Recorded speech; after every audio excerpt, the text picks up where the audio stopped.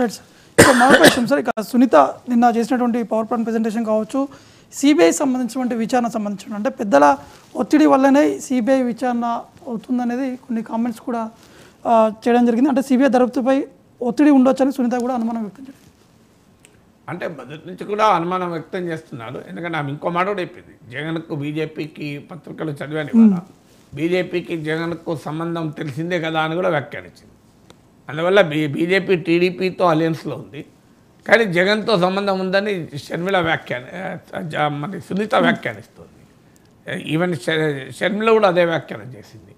అందువల్ల సిబిఐ విచారణ ఒక మర్డర్ కేసును సిబిఐ లాంటి చాలా సామర్థ్యం ఉన్న సంస్థ 5 ఏళ్ళైనా కూడా మర్డర్ మిస్టరీ వీడదా?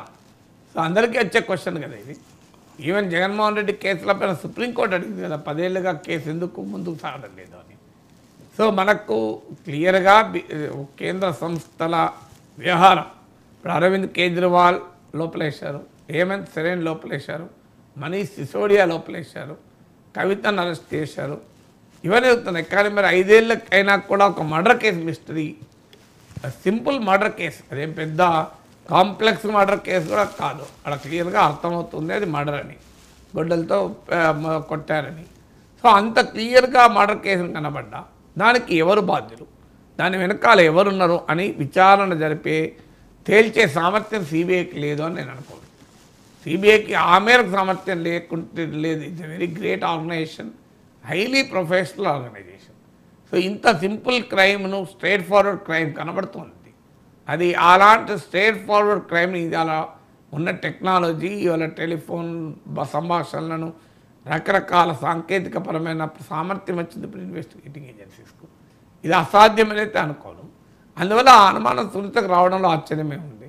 ఎందుకంటే ఇంత సింపుల్ మర్డర్ కేసును 5 ఏళ్ళైనా ఎందుకు జరగలేదు? ఎందుకు జరగలేదంటే సిబిఐకి కేంద్రంలో ఉన్నటువంటి పెద్దలతో అనుబంధం, కేంద్రంలో ఉన్న పెద్దల ఒత్తిడి వల్లనే ఇది ఆలస్యమవుతుందని సునీత ఆరోపణలో నిజముందో లేదో నాకు తెలియదు. కానీ బట్ ఈ ప్రశ్న అయితే ఉత్పన్నమవుతుంది, ఆలస్యం ఎందుకు అవుతుంది అని. ఒక్కసారి ఆలస్యం అంటూ అయింది నిజం, ఎందుకు అవుతుంది అన్నది స్పెక్యులేషన్.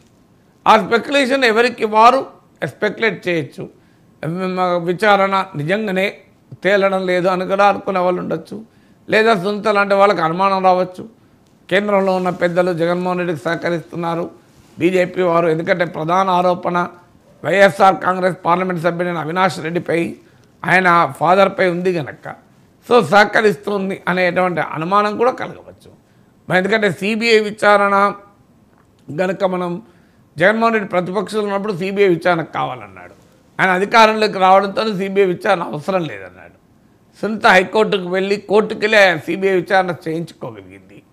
సో అయినా సిబిఐ కూడా ఏది తేల్చడం లేదు. అందువల్ల ఆమెకు వచ్చే అనుమానం ఆమెకు వస్తుంది కదా. సరే, ఇక నేషనల్ సంబంధించినటువంటి విషయాలు చూసుకుంటే నిన్న ప్రధాని మోడీ ఒక ఇంటర్వ్యూ అంటే ఒక ఏజెన్సీ